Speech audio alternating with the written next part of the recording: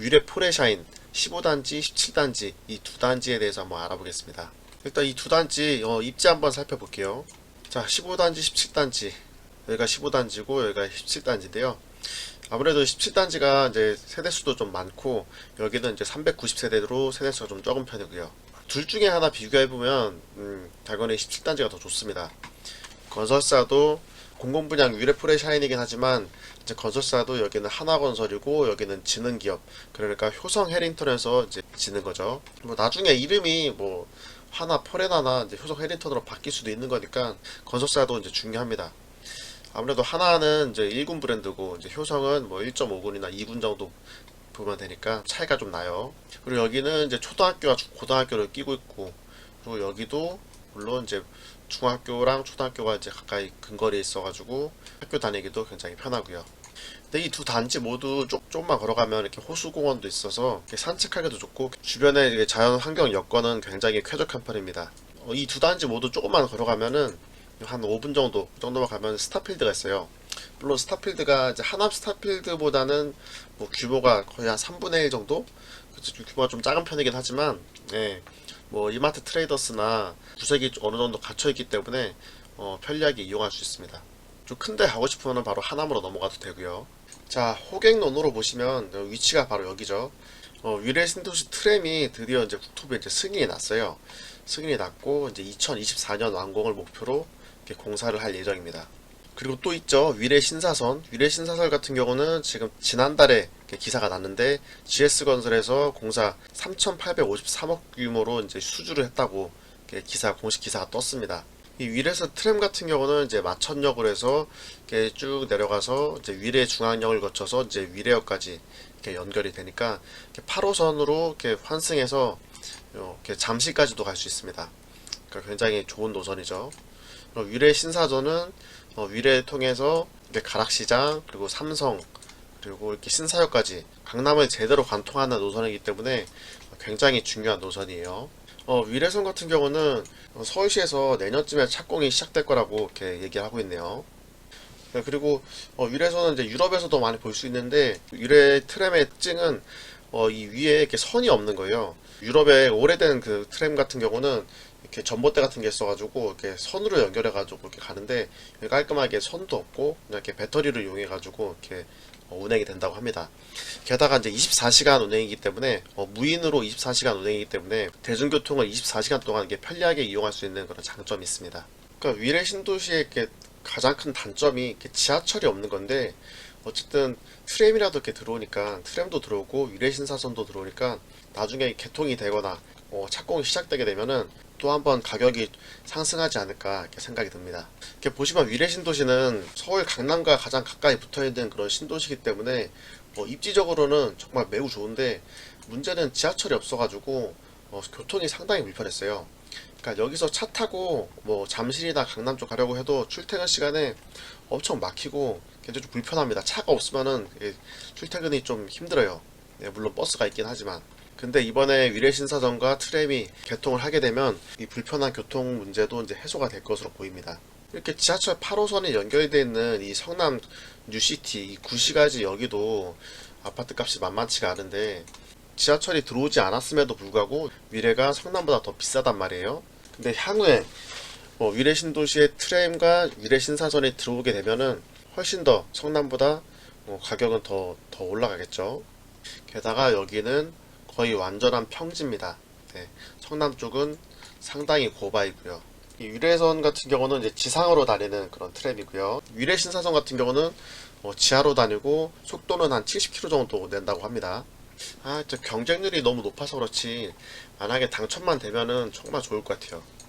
시세 차익도 분양가에 더블 이상 될 거고요. 걸어서 스타필드 이용할 수 있고 이쪽에 이제 공공 도서관 생기고요. 쇼핑하고 여기서 공부하고 여기서 운동하고 아주 좋네요. 자, 위례지구 팜플렛 한번 봐볼게요. 위례 포레샤인 17단지 5블럭이죠. 5블럭이 지금 하나건설에서 포레나에서 시공업체고 위례 포레샤인 15단지가 지금 지능기업 그러니까 효성 해링턴이 이제 시공업체입니다. 입주 예정은 2021년 내년 8월달에 입주 예정이고요. 분양 타입은 17단지는 66 타입부터 84 타입까지 이렇게 있고요. 그리고 12단지는 64 타입부터 84 타입까지 분양이 진행됩니다. 아무래도 17단지가 이제 1280세대고 그리고 15단지가 이제 394세대라서 이제 세대수 차이는 좀 있어요. 조감도는 요거죠. 아무래도 신혼 특공 점수나 그 예치 금액이 좀 적다고 하시는 분들은, 좀 자신이 없으신 분들은 이제 394세대 요거라도 들어가셔야 됩니다. 이것도 세대수가 좀 적긴 하지만 아주 좋아요. 본인이 생각하기에 신혼 특공 점수라든지 예치 금액이 좀 높다고 생각하시는 분들은 여기에 넣으셔야 됩니다. 조감도 한 번씩 봐볼게요. 네, 자, 한번 보시면, 네, 여기죠. 네, 여기가 이제 북이래고, 여기가 남이래고, 아무래도 이제 북이래가 녹지율이 좀 높아요. 네, 여기는 이제 아파트 비율이 좀 높은데, 이쪽은 이제 녹지 비율이 좀 높은 편입니다. 위치는 바로 여기고요. 자, A1 5블럭 위례 프로레시안 17단지죠. 조감도가 이렇게 생겼습니다. 이쪽이 남쪽이고 이쪽이 북쪽이거든요. 조감도를 좀 복잡하게 이렇게 해놨네요. 약간 남동향이네요. 자, 조감도는 이렇게 생겼습니다. 세대수는 이렇게 나와 있고요. 아무래도 1280세대인데 골고루 세대수가 골고루 나와 있네요. 네, 눈치 작전도 많을 것 같고, 근데 중요한 건 어딜 넣든 경쟁률이 높아요. 네, 한 번씩 봐보시고요. 이렇게 네, 타입별로. 자, 66 타입 같은 경우는 이제 3베이죠. 네, 3베이고 마통풍 구조고, 네, 이렇게 평범하게 생겼습니다. 70 타입도 똑같은 3베이고, 네, 70B, 70C, 70D, 75A, 75B, 80A, 80B, 80C, 80D, 80E는 이제 타워형이네요. 이렇게 타워형이긴 하지만 이렇게 구조가 뭐 괜찮습니다. 이렇게 포베인가요? 하나, 둘, 셋, 넷. 이렇게 포베이식 타워형인가요? 네. 주방이 이렇게 마통풍은 안 되지만 거실 창이 두 개 있어서 이렇게 답답하지 않겠어요. 자, 80F도 이렇게 타워형이고요. 84A 타입. 자, 84B 타입이고요. 마감재 목록은 이렇게 나와 있습니다. 뭐 자재가 그렇게 뭐 좋은 거를 쓰지 못했을 거예요. 분양가가 워낙 저렴하기 때문에. 네. 그리고 12블럭의 위례 프로레시안 15단지입니다. 여기는 그래도 좋은 점이 완전히 정남향이에요. 네. 전 세대가 다 해가 들어옵니다. 다만 이렇게 세대수가 좀 적어가지고 84B 타입 세 세대밖에 없는데 여기를 누가 넣을지 불안해가지고 못 넣겠어요. 여기는. 네. 근데 또 아무도 안 넣는데 나만 넣을 수도 있으니까 아무튼 이게 전략을 잘 짜셔야 될 것 같아요. 64 타입이 이렇게 3베이로, 네, 74 타입이고요. 64는 84세대, 74는 47세대, 74B가 24세대, 포베이 판상형이네요. 네, 잘 뽑았어요. 74C 타입 30세대. 이런 건 24세대인데 경쟁률이 좀 높을 것 같은데요. 74D 타입, 네, 포베이 판상형. 74E 타입.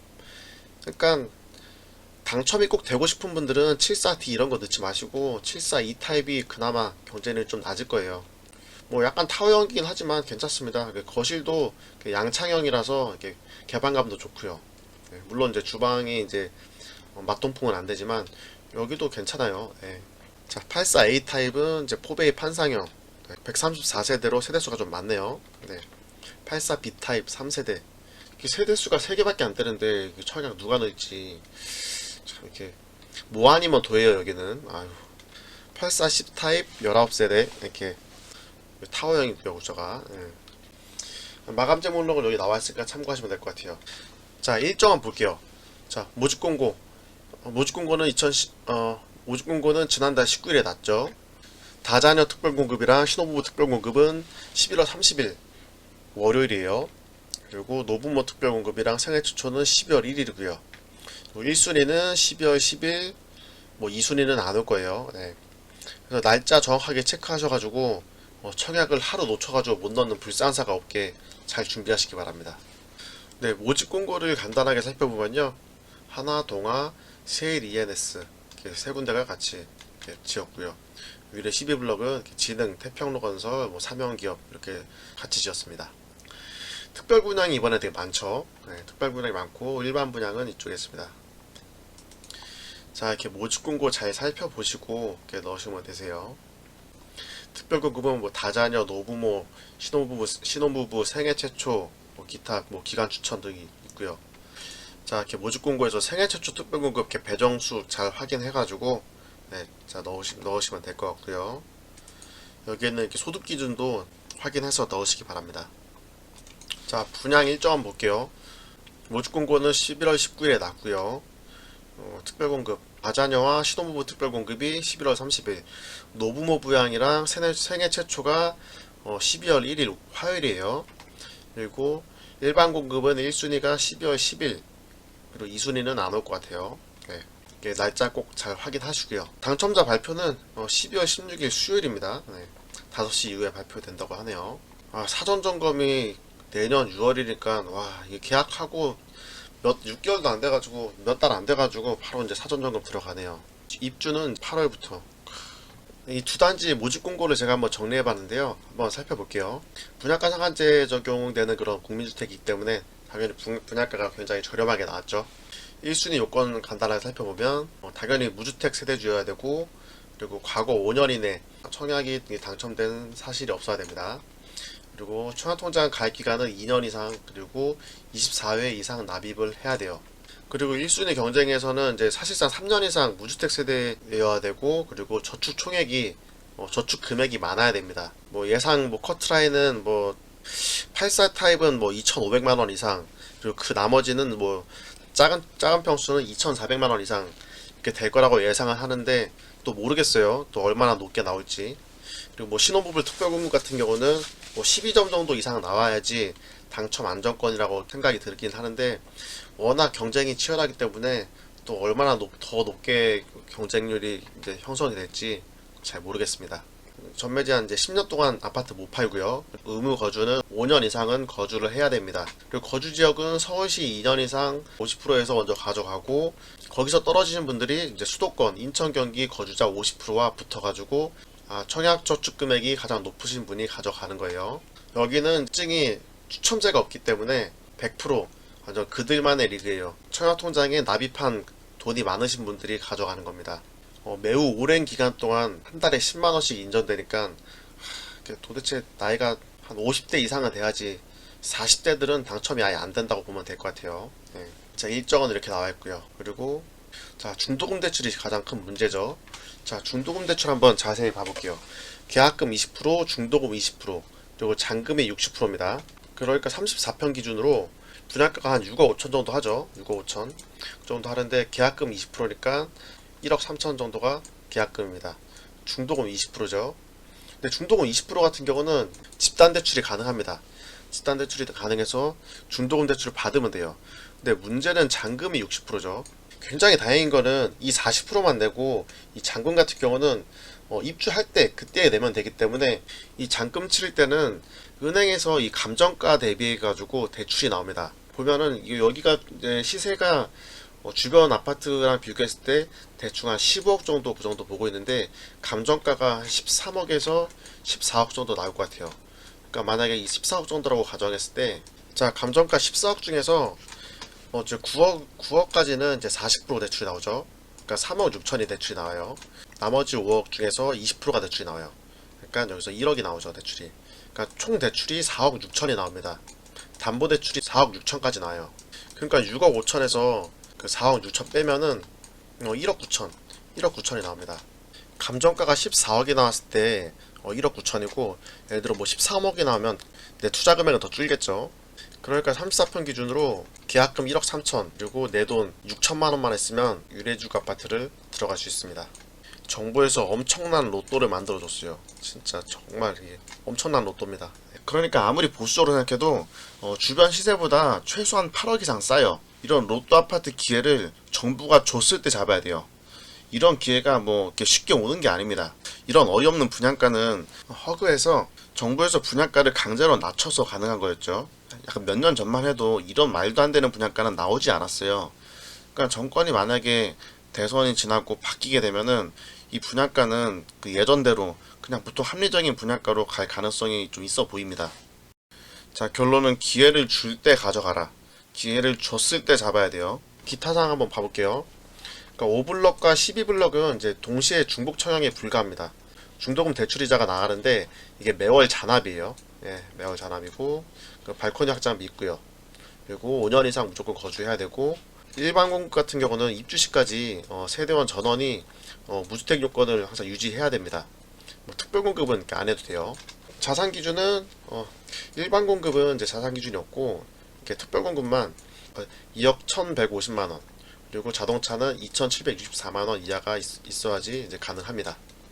자, 분양가는 그 위례 프레샤인 17단지가 5억 3천에서 한 6억 6천 정도, 그 정도 하고, 여기 15단지가 5억에서 한 6억 6억 6천 정도 하네요. 예, 분양가 굉장히 저렴합니다.